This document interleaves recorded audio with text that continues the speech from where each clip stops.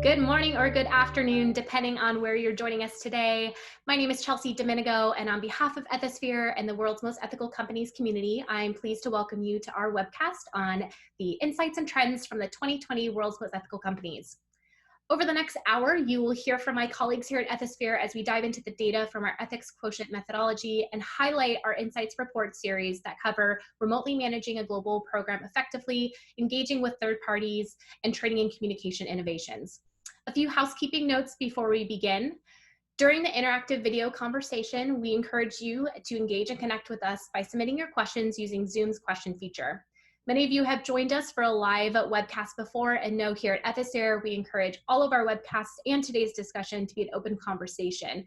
So please ask as many questions as you'd like, and if we're unable to answer any questions submitted during today's live webcast, we will be following up with you via email after the event. We'll also be introducing a few polling questions in today's conversation, so we hope you'll participate by answering the questions as they appear on the screen, and we'll be able to share those results live, and it'll be anonymous.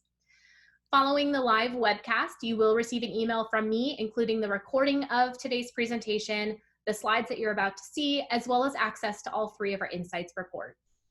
I want to quickly introduce to you our experts and my colleagues, Erica Salmon Byrne, Douglas Allen, and Leslie Benton. Erica, the floor is now all yours to begin today's discussion.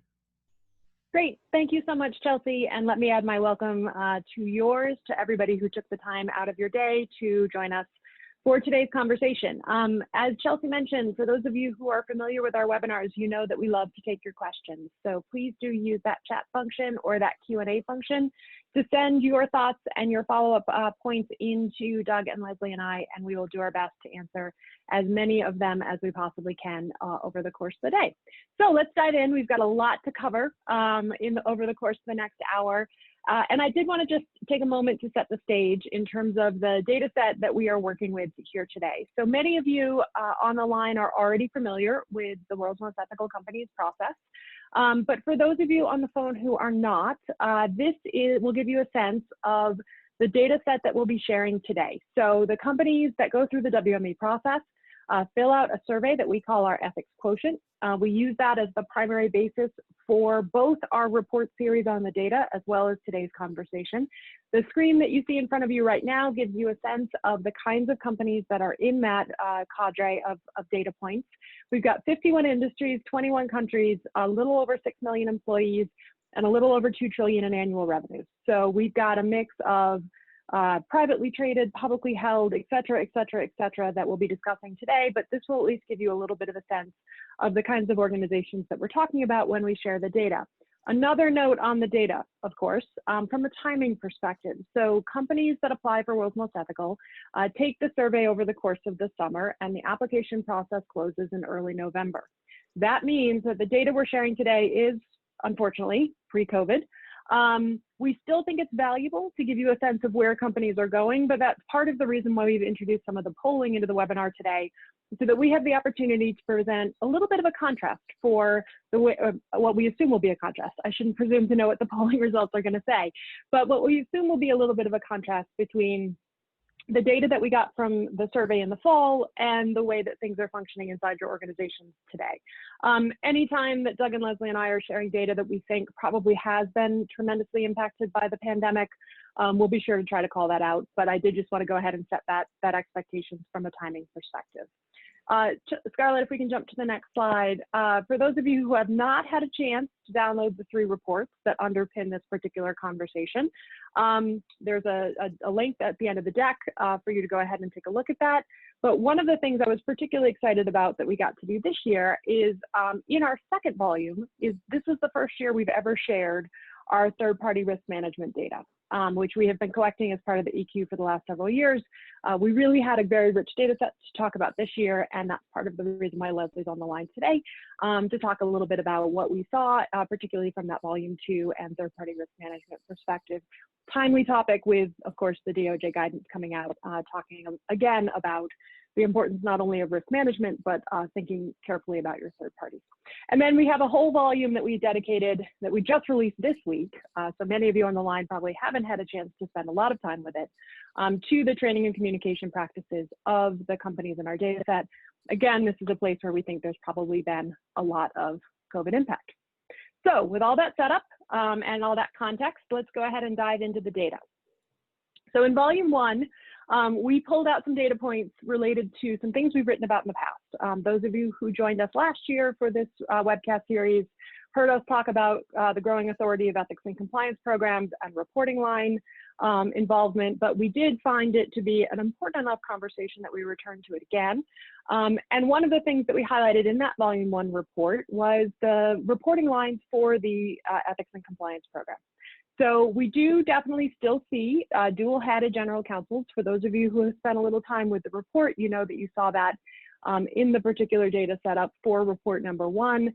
But one of the questions we ask as part of the ethics quotient is if you are a dual-hatted CICO, so you are the general counsel and the chief ethics and compliance officer, you're the general counsel and some other title, where do you report in across the organization? And of course, this is something, this seniority of the program piece is something that did come up in the DOJ's guidance that was released earlier this month.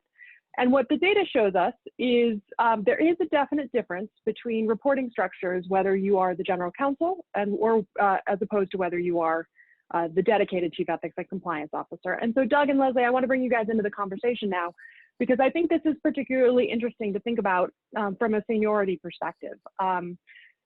So, as you guys can see on the chart here, just a quarter of the companies in the data set, if you are the CICO, are reporting into the CEO, as compared to 3/4 of the data set if you are the general counsel and the CICO, reporting into the CEO. And often the companies in that 25%, we see them in very highly regulated spaces like pharma, who feel, those are spaces where the regulators feel very strongly about a particular reporting relationship. But Leslie and Doug, is there anything else that stood out to you guys here in terms of what we like to call the co-location of the ethics and compliance function with the legal team? Well, Erica, the one piece that jumps out at me this past year, as well as previous years, is that significant other bucket as well. We're seeing a lot of other tangentially related titles being attached to the CICO or program owner. And the large other that we're seeing, even as recently as this past year, suggests that there's still many other facets of compliance or the program or the organization that these folks who are responsible for the program are also involved with as well. So again, that other number really jumps out to me, again, for the 2020 data set. Yep. And what's in that other, just to give the folks on the line a little bit of context, we see Chief Administrative Officer, Chief Operating Officer, we see Chief Risk Officer, internal audit sometimes, we see the program reporting up into the internal audit team, enterprise risk management occasionally. So there's a lot of different pieces. From a co-location of titles perspective, this is in the full report, but one of the things that we see, we are seeing more and more companies have a dedicated person running the program who has that title. That is not the general counsel, but is also something else, right? So they are the chief ethics and compliance officer and the chief privacy officer. They are the chief ethics and compliance officer and the head of risk management, right? There's some other component piece of regulatory activity that they are finding themselves increasingly being responsible for. Leslie, anything to add to that? Well, you just hit my point. We are seeing very much a growing trend to add additional responsibilities to the Chief Ethics and Compliance Officer role. We are seeing more need for benchmarking and networking and best practice sharing as these officers' roles are expanding, and they're trying to really get a handle on all of these very significant risk areas to add to what they've traditionally been responsible for. So that is a growing trend. Perfect. And along with the growing trend and growing responsibilities comes growing authorities. So Scarlett, if we can hop to the next slide, and Doug, I'm going to have you set up this eye chart from a data visualization perspective, because it's a really interesting story, but it needs somebody to kind of walk you through what you're looking at here. Yeah, of course. So what we took a look at here is, of course, for those who have engaged with us in the process of applying for the world's most ethical companies are aware of the types and depth and breadth of authorities granted to the program, is something we've been measuring for quite some time. And so for this particular look back for 2020, we went ahead and looked at 5 years in arrears to see the results and how these authorities have essentially grown, retracted, or essentially stayed the same over that time frame. So what we're seeing is every authority that we inventory as part of our assessment process is at minimum staying consistent, but most are growing. And for those that are growing, we've highlighted 4 here, the 4 that are growing the fastest, to kind of illustrate what we're seeing with respect to the authorities granted to the program over time. So in looking from the 2016 class of honorees to 2020, you can see sort of the increase across all 4 of these different dimensions of authorities listed here. The 2 most significant of which are of course, input into supplier and sourcing decisions. So we see almost a 20 percentage point jump in the past 5 years, as well as strategic decision-making. M&A, new market entry rather, are the 2 areas in which we're seeing compliance leaders have a seat at the table and having their voice heard in this area. So I know a big portion of today's conversation will focus on third-party risk and so on. So it should come as no surprise that supplier sourcing decision-making has seen the increase that it has. And I know, Leslie, you have some points on that later for today, but 2 main points there to point out are the increases in those 2 areas specifically. Yeah.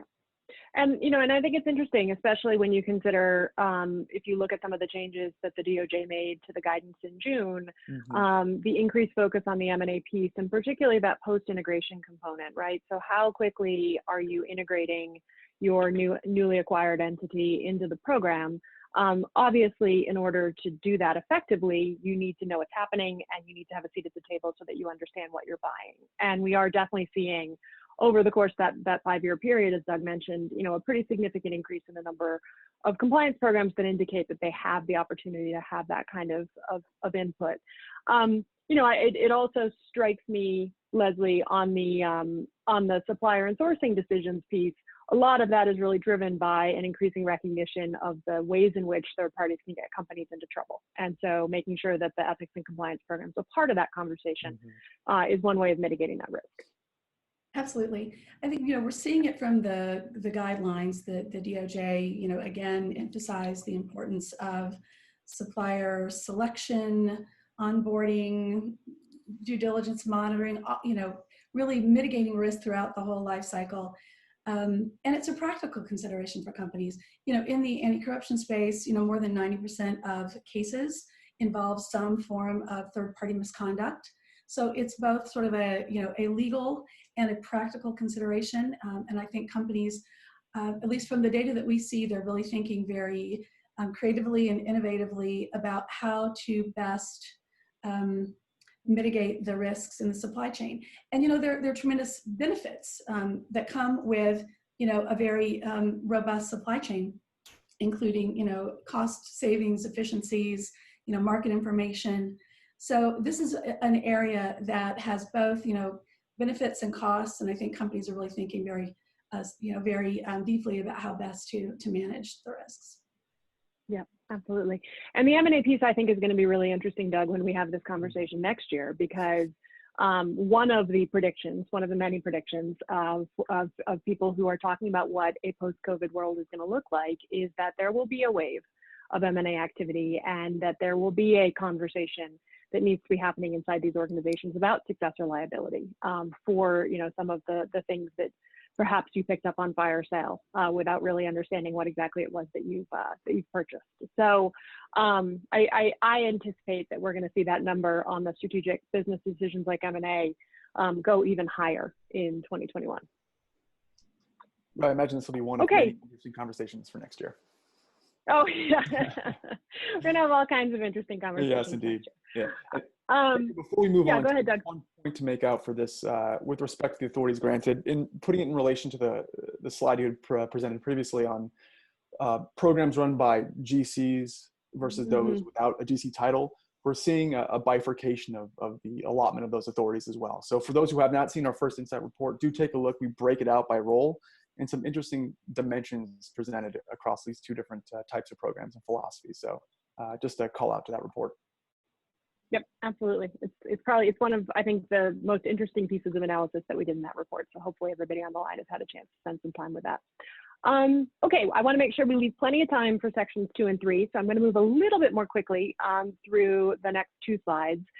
In part because this is so stable, right? So, the last slide was interesting trends that we're seeing where there's change over time. This is one where we're seeing far less change over time, which is making sure that people in your various and disparate locations have an ethics and compliance point of contact, whom they can access inside their region, in their time zone, somebody that they're comfortable talking to, that is available to them. And so we're seeing very good, kind of steady numbers on liaison programs. A lot of companies are particularly looking at the structure of their liaison programs and the resources being provided to their liaisons in light of COVID and the lack of ability to travel and do site visits. So a lot of organizations leaning even harder on their liaisons than they have in the past. For those of you on the line who are members of our Bella community, we actually did a webinar on liaison programs just a couple weeks ago. That replay is available on the Member Hub. We had a couple hundred people on the line talking about liaison programs and had a very robust conversation about the ins and the outs and what makes them tick. So check that out if you haven't had a chance to do so already. But again, really, I think that what this data tells us is liaison programs are around for a reason, and companies are continuing to find utility in them, and that's part of the reason why we are seeing such a steady utilization rate over the course of the last 5 years. And then on the next slide, Scarlett, I'm going to go ahead and toss this one back to Doug to again kind of set up the data a little bit. This is something that you have definitely seen us share in the past because we think it's one of the most interesting pieces. Yeah, this is, thanks, Erica. This is where we shift the focus somewhat to transparency, and specifically transparency in how are organizations sharing with their managers, their employees, all stakeholders, both internal and external, types of misconducts received, quantity, types, and the results of the reports and investigations broadly. And the key takeaway from this point here that we see is, if you look at the blue sections towards the top, about a third of the companies we recognize as part of our list are showcasing these figures, these results to the public, and either their CSR report or annual report, or in a dedicated report as well. So again, about a third of the organizations we look at are providing these details publicly, which we think is a great step, and again, embracing transparency. The orange section, so the proportion of folks who are cascading the information across their entire employee set, a significant jump in the past 5 years. So when you look at the 2016 class of honorees versus those that we recognized in 2020, we're looking at a 4x jump in the number of organizations that do report to all employees as data. So again, this is we believe the transparency in this facet is certainly important and indicative of a leading company, and which is another reason why we find this data so impressive in terms of the 2020 honoree set. And Doug, it hasn't come in yet, but I'm anticipating that somebody out there is wondering, what does that mean to share the data? Because that's typically a question that we get when we talk about this particular practice. And so what we're seeing is anonymized volume data, basically. So average days to close an investigation, number of calls received or reports received into the case management system, the kinds of complaints that were gotten, a range of disciplinary action, basically anything that you can do that you can share with your employee base that makes the black box of raising a concern at least a little bit more gray, is something that we are seeing is increasing comfort level in raising concerns. And it's interesting because in talking to a lot of our Bella members, one of the things that they are seeing is they're seeing their hotlines increasingly being used for safety related concerns related to return to work plans. And I think that is a sign that employees understand that when they call the hotline, somebody is in fact listening, and that it is one of the faster ways to get a particular issue resolved. And so that's part of the reason why they're utilizing that channel, even though for many organizations, COVID return to work protocol compliance is not part of the compliance team's area of responsibility necessarily. So, but I think it's really related to that broader effort that so many of you have made to make sure that employees understand that when you raise a concern, it really is being addressed and it is something the company is taking seriously. Okay, perfect. So volume 2, I'm so excited to share this data with our community because, as I said, we haven't really traditionally written on the data that we have been collecting on third-party practices with regard to organizations' third-party networks. So I'm going to toss the mic to Leslie primarily to walk us through this and give us some insights on particularly how companies are doing post-contract ongoing relationship monitoring of their third parties. Absolutely. So this is an evergreen issue for companies. You know, as I said earlier, really having insight into your third parties, their ethics and compliance activities it's so important for reducing your risk, but also as a reputational issue, because these are partners that are representing you as a company. You need to make sure that they're doing business the way you would want them to do. You know, leading companies really expect their third parties to adhere to the same kinds of ethics and compliance practices that their own employees do. And so it comes as no surprise really to know that the data shows us that, you know, performing due diligence is absolutely ubiquitous. It's a near universal practice. Before I jump into the specifics of this slide, I will say though that this is an area where we think that COVID may very well have an impact on company processes. You know, disruptions in supply chains have clearly occurred with employees that work from home, ensuring that, you know, internal processes like due diligence, like monitoring, are continuing in the way that you want them to continue. That's another issue. You know, we see government and government entities more active now during this time. So all of those things are, you know, creating perhaps heightened risk, some disruption in process to companies. So this is pre-COVID data. We'll see what we see next year. But with that said, I'll jump right into this one. So this slide tells you what companies are looking at as they are conducting their due diligence. And I think what's interesting from this slide really is that what we see among our honorees is really companies taking a very holistic view at third-party risk. So you see what I'm going to call sort of traditional due diligence issues, traditional ethics and compliance issues, like, you know, ownership, ethical track record, policy documentation, and so on. But we're also seeing, you know, a real deep dive into issues like data privacy and human rights and environmental performance, social responsibility, you know, issues that are increasingly important to both internal stakeholders, but external stakeholders as well, like investors, for example. So we're seeing companies really taking a very holistic view, and that's a positive trend that we're seeing.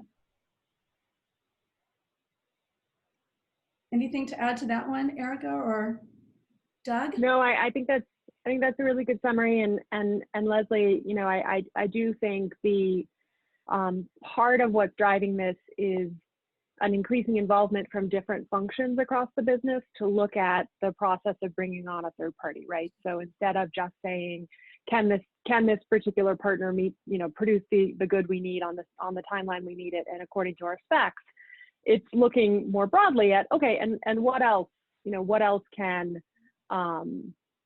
we think about in terms of the ways in which we're interacting with this particular third party, because we're looking to build longer term relationships with a lot of them. And this is another one where I think we're going to see a lot of COVID related changes to the way in which organizations are thinking about their supply chains as they look at the impact on their companies of the diversified model that they've been working under.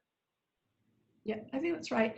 You know, just generally speaking, we're seeing companies taking a more cross-functional approach to all of their ethics and compliance issues, which I think is a really positive trend. And certainly, you're absolutely right. We're seeing it in this third-party risk management area, for sure. All right, so we can move to the next slide. And this is where I really want to spend some time, because this is very interesting to me. So as I said, it's not surprising that we see the sort of pre-contract ubiquity of due diligence. What we're very happy to see in our data is really a pivot from only looking at due diligence or mostly looking at due diligence and pre-contract activities to a deeper engagement on the post-contract side. We're seeing companies pivoting both their time and their very precious compliance dollars to engaging with their third parties more deeply after engagement. That's something that the DOJ expects. You're going to hear me referring to the DOJ guidance that was recently updated in June. It's not really new, though. The DOJ has been telling us and been signaling to us for a long time that they expect to see monitoring third parties, that this risk management needs to continue through the life cycle of a relationship, even to the offboarding side. So this is something that we see that's very positive in our data. So we're seeing about 93% of honorees performing some form of assessment to ensure that the third parties actually have the capability to live up to the requirements that are stated in their contract. That's a pretty high number. So we're very happy to see that. And that's you can see we've asked in terms of all risks, some risks, or no risks. So about 93%, or at least some risk, are actually performing these kinds of assessments. That's, I think, a really positive thing. Doing so gives companies a better insight into third-party behavior than due diligence does. It allows a company to get ahead of risks before they become big issues, or ahead of issues, I guess I should say, before they become big issues. And we're also seeing about 90% of companies performing audits, formal audits of their third parties. So actually going in, looking at books and records, transactions, testing, and so on. And that also is, I think, a very positive trend. And Leslie, we got a question that came in from the floor that I wanted to pop in and address with you right now.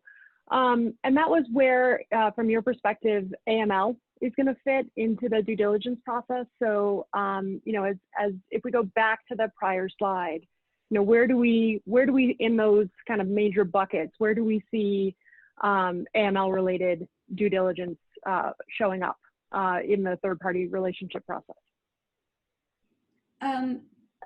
Well, I think it's in the ethical compliance track record and practices. It's in that 90%. Yep. Yeah. So that yep. Again, that's a traditional ethics and compliance issue, one that folks are looking at. We also ask a question here about export controls and trade sanctions when relevant, and we see a very high percentage of companies actually looking at those issues as well. So yep. Yeah, it's in that bucket, 90%. And then Chelsea, why don't we go ahead and go ahead and pop up the polling question to get everybody to take a look at this particular polling question. And while we're doing this, Leslie, we had another question that came in from the floor that I wanted to raise in the context of the third party relationship piece. And that is audits. So as we think about audits, what sorts of things are we seeing, particularly to the extent that you've got some thoughts on this right now, in terms of what companies are doing around their ethics and compliance audit related activities? Well, again, I think that's going to be an area that is affected by COVID. So with that said, I think in the past we're seeing companies are trying to use, I think, data analytics to help identify the pool of third parties that should go through a formal audit. That's one area that I see sort of using their data in a way to help them focus, smartly for where they're going to put their time and effort, because auditing obviously is it's an intensive activity, so it takes time, it takes travel, dollars, budget. It's something that companies have to think carefully about. So that's one thing that I'm seeing among the companies that we work with, is really just using data analytics to choose those companies that should go through a formal audit. And that, of course, is something that the DOJ also called out, right, in the changes to the June guidance that we saw, was the idea of using the data sources, fully using the data sources that are available to the compliance team, and making sure that they have access to all those pieces, which, as many of you on the line know well, really is the responsibility of a variety of different functions across the organization. So it's not necessarily a situation where most of you can just kind of push a button and get access to all the data you need to be able to determine those third-party relationships. You've got to go to the finance folks and the sales team and all of those other pieces to really get a good sense of what the risk profile looks like and where those opportunities might exist. Okay, Chelsea, it looks like we've got most of the group that has elected to respond to the poll, which is great. And Leslie, I don't know any surprises that show up to you in terms of this set of results, but I do think it's interesting that many of you are not sure if you're doing post-contract monitoring, in many cases probably because it's not your area of responsibility. So Leslie, thoughts on where this kind of activity traditionally lives inside of an organization if it's not inside the ethics and compliance team that might have responsibility for post-contract monitoring? I have seen some companies actually pushing it to the business, right? So the relationship owner is doing the bulk of the activity with some oversight from ethics and compliance. That's one thing. I've seen in some companies actually the sort of internal audit function also taking on both the formal auditing and some of the less formal monitoring. So I mean, those are two areas that I see. Yeah, no, I agree with that. I agree with that. And that's really one of the things that you see on this next data slide that we're sharing right now, which is sort of looking at some of these different pieces. So Leslie, I'm particularly interested in the 35% that indicated that they have a scorecard. Can you talk a little bit about what you see in the scorecard and what you think is a good some good practices that we see there? Yes. So, I think first and foremost, just having sort of formal criteria, metrics that can be tracked is a good thing, because we all know, what you measure is what you improve. So it's important, I think, to be tracking these metrics. So, we see companies tracking things like, did you take training? Have you reported to us? That's something that I'm seeing companies actually requiring more and more, is that their third parties actually report to them activities that they've undertaken on the company's behalf. So how much, gifts that have been given, entertainment that's been given, contacts with government officials, and so on. So are they getting those kinds of reports? Do you have, does the third party have a ethics and compliance function? There are, different companies kind of take a different approach, but I think whatever approach you take, it is important to have those kind of metrics that you can track. Yep. What are you seeing? Are you seeing different? No, I'm seeing largely the same thing, and it's interesting, for the 55% that do discuss some ethics and compliance related issues during business performance reviews, it's a similar, it's a very risk-based focus, right? And it also, of course, depends on who's the one who's doing that business performance review. If it's the business partner that's doing the performance review, then it's really it's a matter of making sure that they understand the right questions to be asking as part of that process. But one of the things that we are seeing, especially with organizations that have increasingly long-term relationships with their third parties, is really making sure that they understand what's expected of them and that they have the ability to do it, right? Because it's one thing to sign the contract with the T's and C's and the information in it that says, yes, we can do all of these things. Then it's a question of, okay, well, were the expectations actually communicated to the employees working on the company's account, right? Did it ever get beyond the person who was signing the agreement in such a way that the company can have some faith that those obligations are being upheld? And this ongoing business relationship piece of it is a really great place to have these conversations, and as we'll see on the next slide, to think hard about the ways in which you're supporting your key third parties. If Scarlett, we can jump to the next slide, and we can talk a little bit about that piece of it too, because there are many good third parties out there who mean well and who want to do the right thing, but don't necessarily have the skill set to be able to do it on their own. So Leslie, can you talk a little bit about what this data tells us? Yeah, absolutely. This is another, I think, really positive trend that we're seeing. So you can see here, 55% target communications initiatives at third parties. I think, there are a couple of things here. One, as you said, Erica, telling your third parties what you expect them to do and having them do it are really two different things. And just like with your own employees, it's very important to reinforce your messages continually throughout the year, in different ways, and at different points that may be important.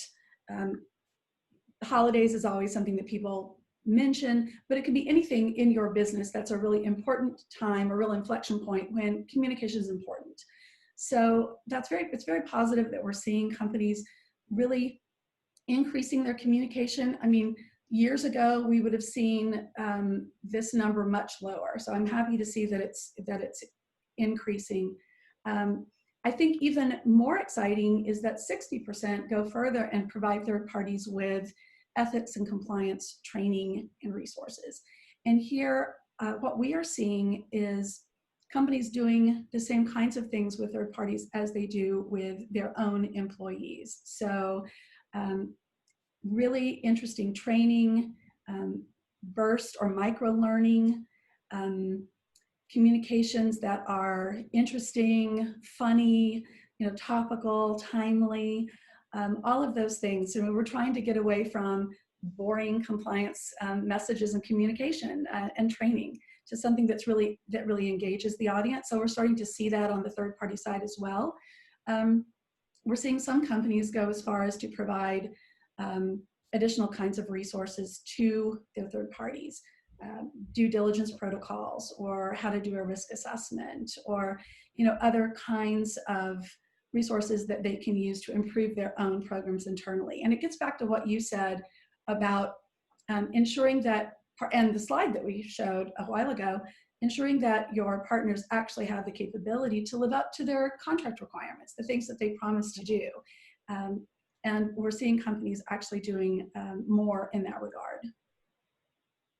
That's fantastic. So we've got a second polling question, just to get a sense of where the audience is at, which asks if you're providing any of the following compliance resources to your third parties: communication templates or tools, training assistance, if you're making them aware of your hotline or other reporting mechanisms. And Leslie, while the poll is running, one of the questions we get a lot from people when they're starting to think about the possibility of including their third parties in some of their training activity, or targeting some of their communications at their particular third party population, is walking that line between remaining a third party and creating some sort of an impression that they are taking responsibility for their third party's employees. So can you talk a little bit about how you're seeing companies navigate that potential dilemma while we see the poll results come in? Sure, absolutely. I mean, to be honest, it's a question that I encounter less and less. It's something that when I started this, I hate to even tell you how long ago, that was a huge concern. And I think it's been alleviated a little bit as companies have dipped their toes into the waters. They've begun providing training, and it is something that we're seeing here, among our honorees, but I think even generally among companies that I work with. I think it's much more common to see training of third parties, often used, e-learning. Maybe it's training that is up on a partner portal, or pushed out as part of the due diligence process, or at other points in the life cycle. I think we're also seeing the regulators requiring, or telling us that they expect to see it be done, certainly with high-risk third parties. So I think the world has changed a little bit, and companies have found ways to provide training without really falling on the wrong side of that line. Yep, that makes a lot of sense. And then Leslie, one other question that came in from the floor on this topic that I'll share, and then I think we can share the results of the poll. And that is a question around specifically the reports from third parties that reference interactions with government employees. How detailed are you seeing those get in terms of the level of information that companies are getting? And then what do companies do with those, right? Sort of, where do they go from there? Well, you know what, honestly, I'm not sure how detailed they get in all instances. what I've seen is more, in terms of numbers and maybe Metrics. Yes, metrics, metrics. Yep. And I think that companies are using that information to see, does it jive with what they expect to see, the business that they know is taking place, and they use that kind of information to then, maybe monitor more closely, maybe do some training, maybe have more communication. Obviously, if there's a problem, you might end a relationship. But I think what I see is companies really using that information just to continue to mitigate the risk in the relationship. Yep. So let's go ahead and share the polling. So leading option is other hotline or reporting mechanisms are being shared with third parties. That I anticipated that would be a pretty popular choice in light of the number of supplier codes that are out there that reference the third parties or reference the company's rather reporting mechanisms. But training assistance totally consistent with the data that we see, in second place there, which is great. Communication tools, and then of course a chunk of you who are not necessarily in a role where that's your area of responsibility, which we anticipated as well. So consistent. Leslie, I don't know if anything jumps out at you in terms of what this data tells us about any differences between the audience and the folks in our data set. No, it looks pretty consistent. The hotline or other reporting mechanisms, I think, that's something that we're increasingly seeing. You want your third parties to report to you if there are issues. And I would say even outside of the hotline, will people pick up the phone and call the chief compliance officer if they know there's a problem? That's one thing that we're seeing as part of the communication that is going on, is an emphasis on, if you have a problem, call us. Companies want their third parties to do that, and they want to know that there's a receptive person at the other end of the line. So that's something Makes a lot of sense. Mm-hmm. Okay, let's go ahead and jump into training and comms. Thank you to everybody on the line for your great questions and we did have a chance to answer a lot of them, so please keep them coming. So volume 3 trends, this of course is the report that we just launched this week where we specifically focused in on training and communications related activities. And this is another area where we're seeing change. And of course, we're not only seeing change due to the pandemic, but we're also seeing change due to some of the other things that are going on, particularly here in the United States, related to some of the diversity, equity, and inclusion conversations that are happening across organizations. So lots of factors that are affecting this. I do still think the data is worth sharing, especially as we look at some of the trending that we'll get into in just a moment. But I did want to acknowledge, sort of all of the different pieces that are at play when we think about some of the training and communications activities in terms of the things that companies are prioritizing that they're talking to their stakeholders about, whether they're talking to their employees, they're talking to their consumers, they're talking to their other stakeholder groups, the communities in which they operate, whether they're looking at the ways in which they're preparing managers to have conversations with employees about remote work, or they're preparing managers to think about the ways in which they are assigning opportunities to different people and the potential implications from an equity perspective around that. So lots of things that are going on that are impacting the training and communications piece in particular that I did just want to acknowledge before we dive into this data. So if we move to the next slide, Scarlett, this is one where we again went back, as Doug said, 5 years in arrears, to look at the trends that we have seen across the board. So, Doug, I want to go ahead and pull you into this conversation to ask you, what are the things that have particularly stood out to you as we've watched these trend lines change over time? Yeah, thank you, Erica. 3 main things about this table here that stood out to me and many members of our team. The first is, as we look at the different facets involved in developing a formal E&C training plan, you can see from the percentages listed for the 2020 honorees that most honorees incorporate many of these different components in their plans. Plans are complex. They are incorporating most of what we list here.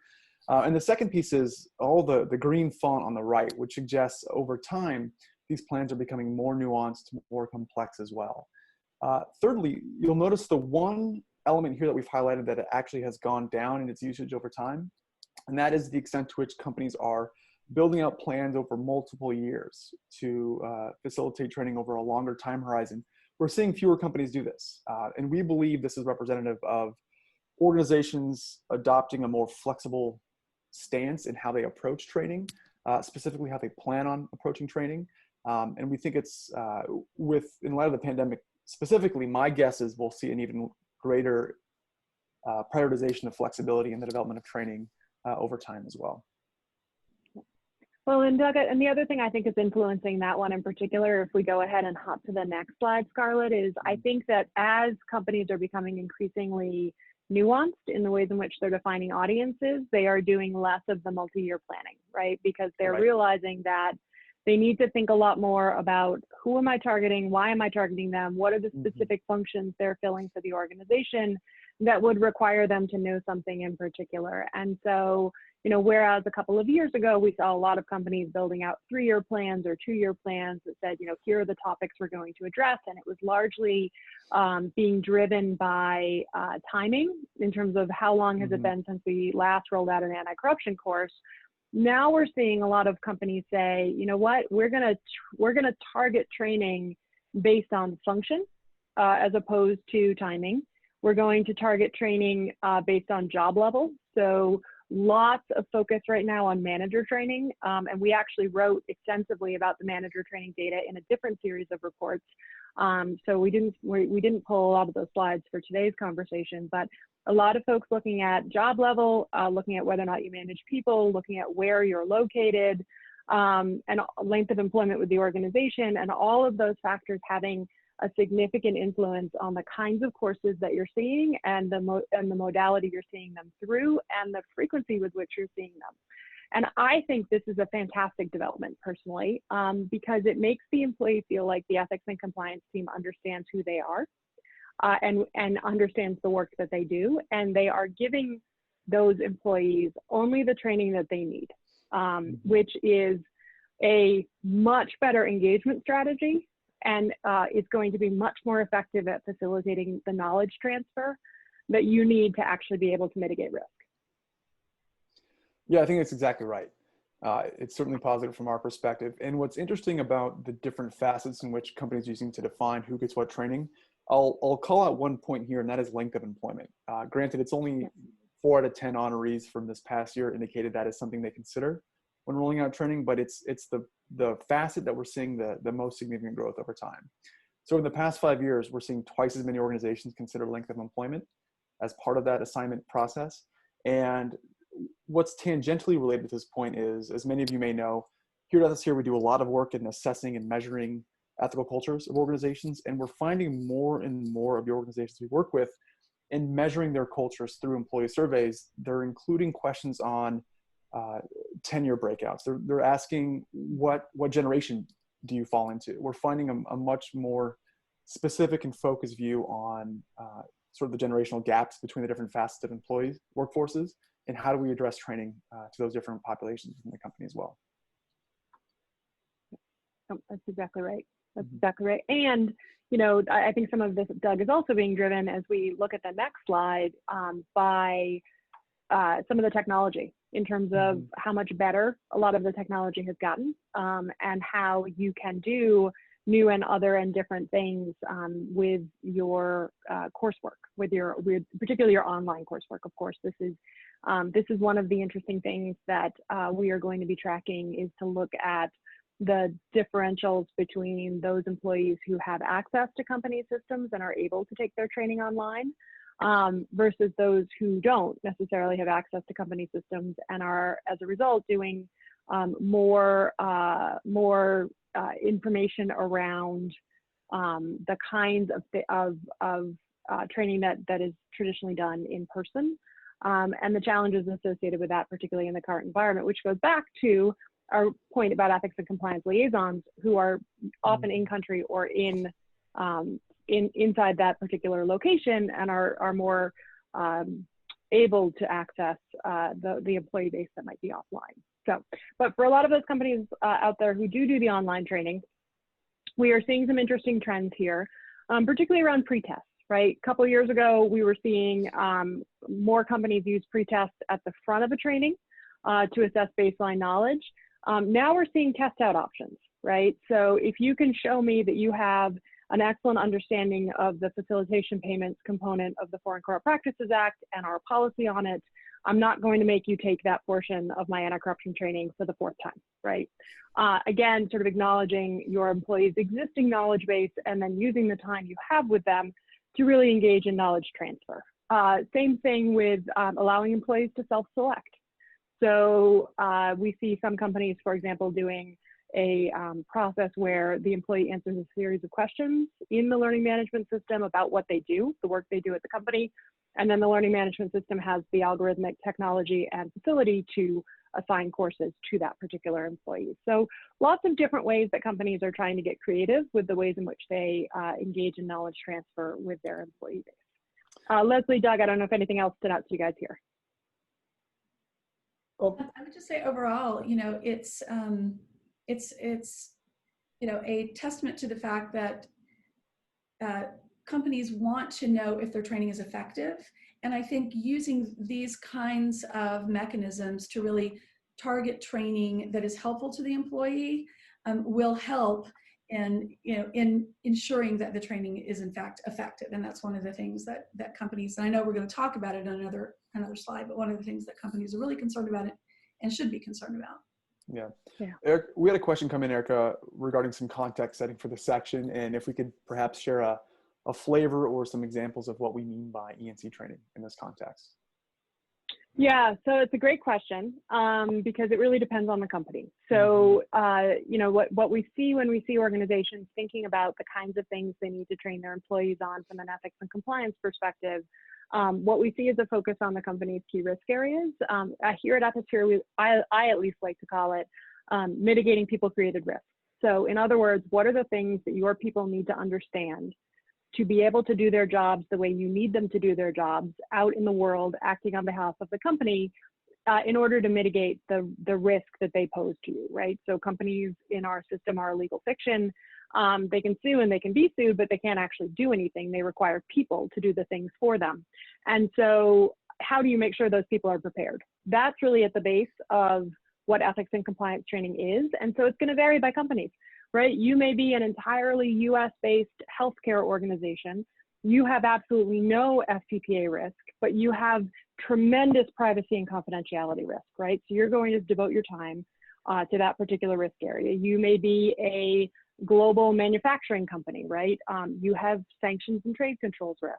Not everybody at your company needs to know the ins and outs of, you know, what you can and cannot ship to Indonesia, but you do have people at the company that do need that particularly sophisticated content, and how are you going to get your information to those individuals? So really tying it back to risk is what we see most companies doing, and as a result, you know, it's going to be different for all organizations.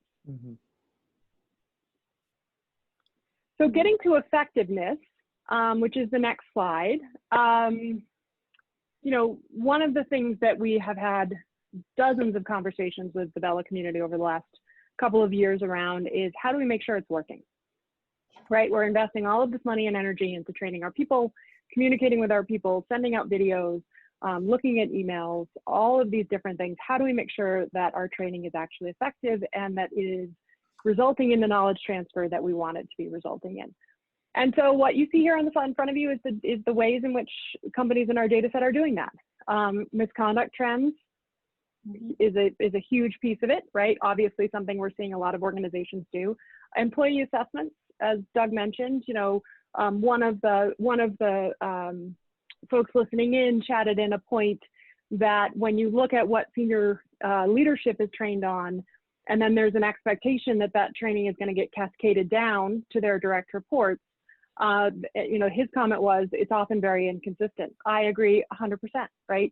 And it really depends on how well the company set expectations with those leaders that they would cascade it down. And getting feedback from employees that then report to those folks is one of the key ways that you can potentially get your arms around the extent to which that cascade is actually happening.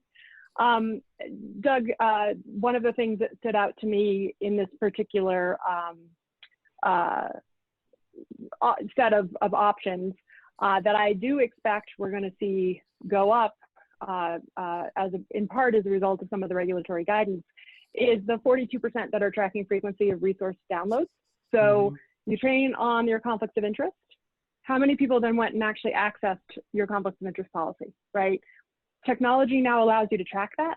It's a data point that can be exceptionally informative when you fold it in with all of the other things that you can potentially get your hands on from a data perspective. So definitely recommend that you guys spend some time, to the extent you haven't already, thinking about what data is available to you and what kind of click metrics and other things you can track, because the regulators are showing an expectation that you do that. It actually was one of the things Leslie and I got a chuckle because the DOJ in the June guidance added click metrics on policies. I think she and I may have been the only people on earth that were excited about that. I was very excited about that because a lot of companies are trying to do that, and they're not getting a lot of love from their IT groups as they're trying to get their arms around those particular data points. And so hopefully that can give them a little bit of help. Yeah, I think that's exactly right, Erica. It's, I was excited too, for the record. Not nearly as much as you and Leslie, but of course I was also excited. But yeah, in addition to tracking frequency of usage, and I'm granted I'm biased in this comment because I spend a lot of my time doing just this, but if you look at the second point, the culture of ethics assessments, so in addition to tracking usage of these resources, ask employees what they think about the resources. Include, as part of these evaluations, what are your perceptions of the tools you're given with respect to written standards and other resources that you access, and use that in contrast to in reference to the usage metrics as well. So make sure you're taking the time and attention to make sure you're asking employees. I think I'd call out the root cause analysis line as well. One, I think it's great that more companies are doing root cause analysis, and that's certainly something that we see among our honorees. But looking to see if you've had training failures is something that's really important. That'll tell you right there if your training isn't effective, or if you need to do it in a different way, more often with different people. That's a really important data point for companies. Yep. Nope, I agree 100%, Leslie. So I know we're approaching the top of the hour. We are going to go ahead and keep going. But for those of you who do have to drop off because you've got other commitments, we will be sending the recording and the slides. So for those of you who can hang on, we've got just a couple more slides to cover. But for those of you who do need to get to your next meeting, we will be sending out the recording and the slides at the conclusion of today's event, so that you have an opportunity to hear whatever you might have missed if you had to go someplace else. So Chelsea, let's go ahead, because I completely overlooked it, and run our last poll, which is related to what impact remote working has had on your training approach. So this is something we have been asking a lot of the companies in our community to get a sense of, how much flexibility they've had to build into their planning process for this year. And so we wanted to get a rough sense of kind of where the folks on the line today end up stacking up compared to the companies that we've been talking to over the course of the last couple of months. And of course, this relates just to planned training. There are a lot of companies right now who are looking very hard at manager preparedness, particularly for some of those equity and inclusion related conversations, and building that into the training plan where they didn't have it before. So this is really about, getting a sense of who's had an opportunity to move some training up, who's had to move some training back, who's had to completely blow the plan up. And, very often what we see in the completely blow the plan up category is people who are very tied to doing in-person training, either from a philosophical perspective or because of logistical challenges. Obviously, there's been a lot of rethinking of that piece as it's been more challenging for people to gather in person. So I think we've got everybody in more or less. So let's go ahead and share the results, and then we'll talk through the last two slides, and then we can send everybody on their way. So good news is 37% of you haven't had to change it at all, which is great. That's a nice place to be in from compared to a lot of the folks that we work with on a regular basis. We have a pretty even split between those of you who have had to move training up, and then those who have moved training back. We have talked to a lot of companies who have said, you know what, I'm going to take advantage of the fact that people are stuck at home they can't get on planes, they're not flying to meetings, and I'm going to actually advance some of my training. And then a lot of people who have said, I'm going to switch around my topics.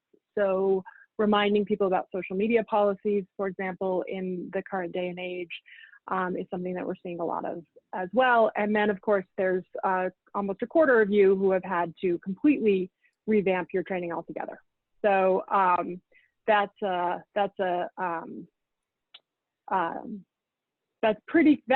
piece of about a quarter is pretty consistent with what we're seeing amongst the community when we talk to folks about how they're doing their training. Doug, Leslie, anything that stood out to you guys here, or should we go ahead and hop to communication activities?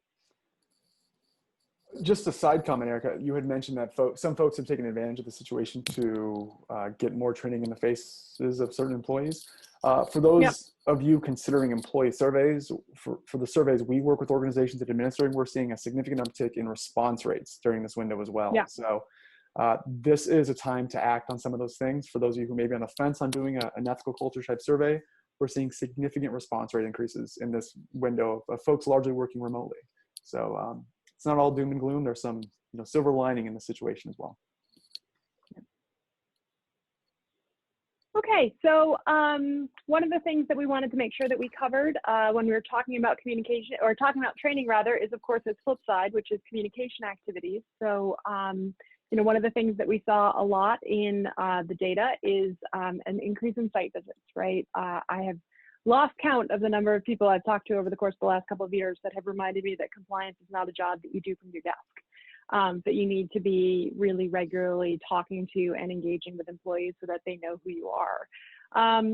It's obviously harder in today's day and age, but we are seeing lots of companies get very creative with the ways that they're trying to reach employees virtually, whether that is through the use of short recorded video or podcasting, or little Zoom interviews of leadership team members or regional leaders. There are lots and lots of different ways that you could try to get your message out to employees. And there's some great examples of that on the Middle Member Hub for those of you on the line who are part of that community.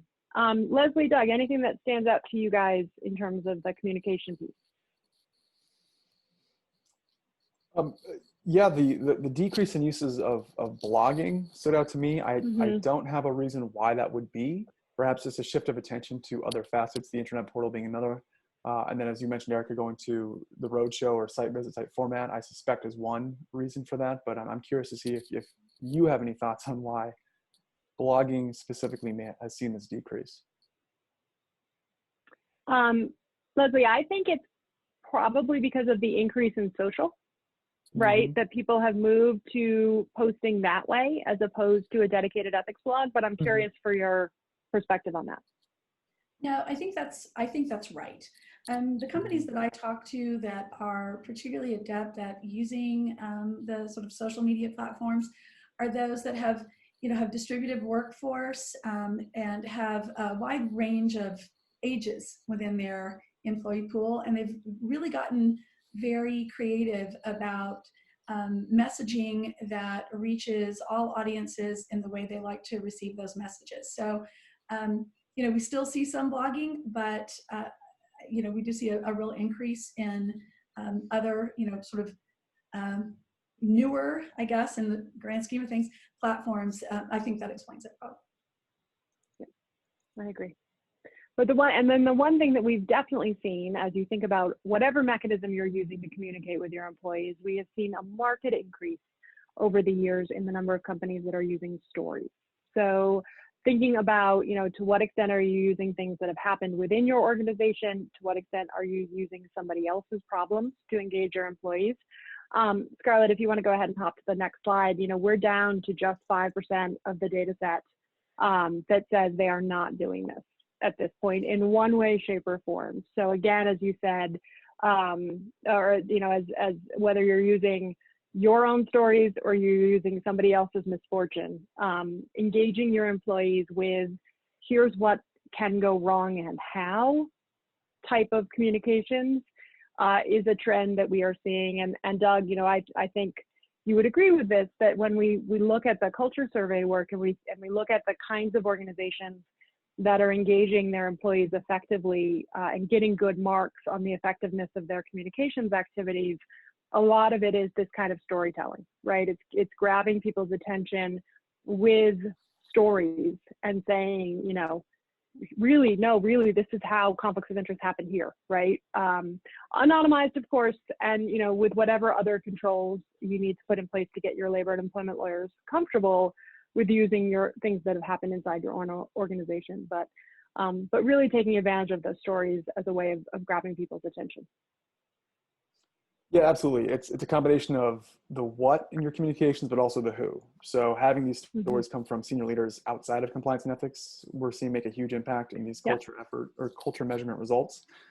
So yeah, I think it's exactly right.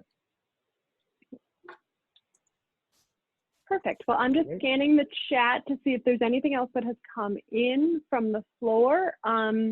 If not, Scarlett, we can move to our closing slide. Thank you all so much for joining. I hope you have had an opportunity to download and enjoy the reports that we've put out over the course of the last couple of months. If not, the download link is right there. If you're curious about the world's most ethical companies process, the process will open as it traditionally does in early August. You can find out more information about WME at the second hyperlink that's on the screen in front of you. Doug, Leslie, thank you guys so much for taking some time out of your day to go through the data with me, and also for all of your help in producing the reports themselves. One of the things that we all take very seriously here at Ethisphere is our obligation to share the good practices that we see with as many companies as we can get the information into the hands of. So I loved the fact that I saw lots of folks dialing in from all over the globe. Hopefully everybody went home with something that they can implement internally, or at least something that will spark a conversation about a potential change.